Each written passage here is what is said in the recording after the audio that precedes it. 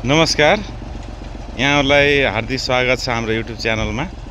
साथीहरु, हामीले अहिले यो केरा लगाउनको लागि ड्याङ बनाइरहेका छौं र यो ड्याङमा G9 केरा हामीले लगाउने योजनाका साथ अहिले यो ड्याङ प्रविधिमा हामी गइरहेका छौं र ट्र्याक्टर मार्फत चाहिँ हामीले यो ड्याङ बनाउने काम चाहिँ गरिरहेका छौं।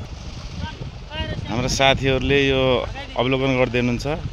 राप्ती केरा प्रवर्धन कृषक समूहका पदाधिकारीहरू, बिचमा अध्यक्षजी हुनुहुन्छ।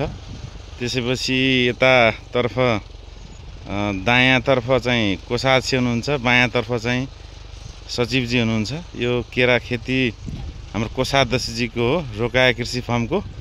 यो झन्नै उहाँले अहिले 5 बिघामा यो G9 जातको केरा लगाउने योजनाका साथ ड्याङ बनाइरहनु भएको छ।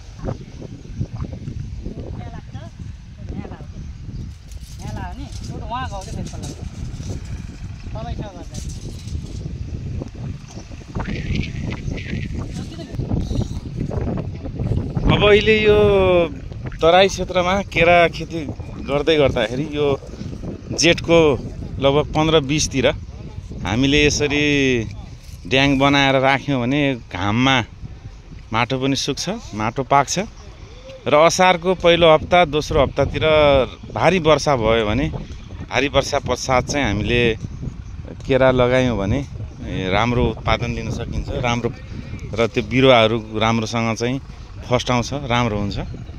अब यो केरा खेती गर्ने क्रममा विभिन्न खालका उपायहरू, विभिन्न खालका पद्धतिहरू अपनाउने चलन छ। तर हामीले अहिले यो राप्ती केरा प्रवर्धन कृषक समूह मार्फत हामीले ड्याङमा लगाउने, त्यसपछि जिगज्यागमा लगाउने, साथै अब यसलाई चाहिँ हामीले दूरी कायम गरेर घाम खेतमा प्रवेश गराउने, घाम पर्यो भने चाहिँ राम्रो खेती हुन्छ भन्ने पद्धति अनुसार चाहिँ हामीले खेती गर्दै आएका छौं।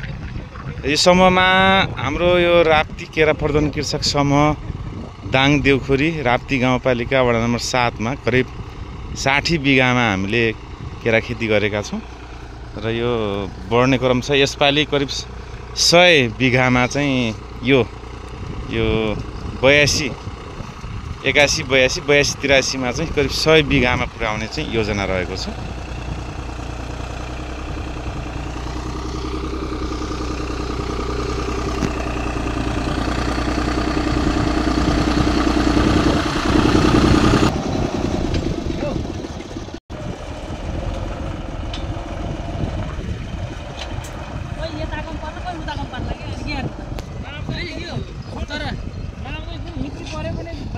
त्यो त मतलब होइन कि च्याङको पट पार्ने पन्थीले 500 घण्टा जोत्दिनुहुन्छ।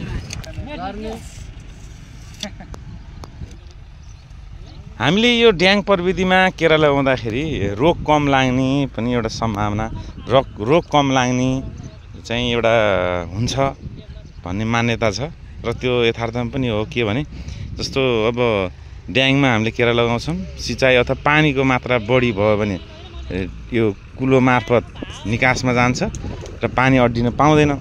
ड्याङमा घाम पानी सबै रहने हुँदाखेरि रोग पनि कम लाग्छ र पानीको मात्रा, केराले पानी आवश्यक पर्छ केरालाई, तर धेरै नपर्ने भएर ठिक्क उसलाई चाहिए जति पानी उसले लिन्छ र अनावश्यक पानीहरू बगेर जान्छ। त्यसकारण पनि केरा राम्रो हुन्छ भन्ने छ। पक्कै पनि अहिले जुन यो केरा खेती गरिरहेका छौं, यो केरा खेतीबाट राम्रै लाभ लिन सक्छन् कृषकहरूले भन्ने चाहिँ हामीले आशा राखेका छौं। अन्य खेतबारीमा अन्य जुन बालीहरू उत्पादन गरिन्छ त्यसबाट पनि आम्दानी लिन सकिन्छ, तर केरामा कम खर्चमा धेरै आम्दानी लिन सकिन्छ भन्ने हो। किनभने हामीले एकचोटि मेहनत गर्यौं भने 1 वर्षमा फसल लिन्छौं, त्यसको बच्चाहरू धेरै वर्षसम्म लिन सकिन्छ। त्यसकारण यो केरा खेती अलि बागवानी अन्तर्गत, विभिन्न फलफुल अन्तर्गत चाहिँ केरा राम्रो छ र राम्रो मानिएको पनि छ। कृषकहरूलाई लाभ पुर्याउने खालको खेती हो भनेर भनिन्छ र कृषकहरू यसप्रति आकर्षित भइरहेको अवस्था पनि छ। अहिलेलाई यति नै। फेरि अर्को भिडियोमा हामी भेट्ने छौं। तपाईलाई इच्छा लाग्यो भने लाइक, कमेन्ट, शेयर गरिदिनु होला। हाम्रो च्यानल हेर्दै गर्नु होला। धन्यवाद, नमस्कार।